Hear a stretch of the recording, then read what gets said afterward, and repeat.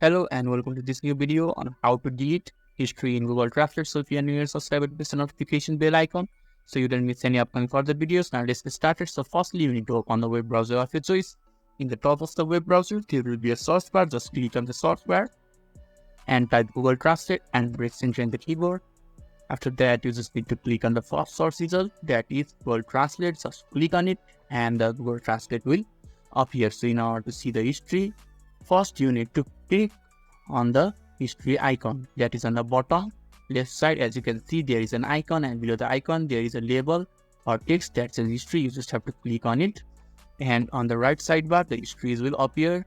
So in order to delete a particular history, you can just click on the three dot icon. Where you hover around it, it says more options. Just click on it and just click on the remove from the history, and you will be able to remove that particular source from the history. Or if you want to clear all the history, as you can see on the right side of the sidebar, there is clear all history text. You can just click on here and all the history will be deleted. So this is how to delete history in Google Translate. So if this video is helpful to you, give a thumbs up button. Thank you.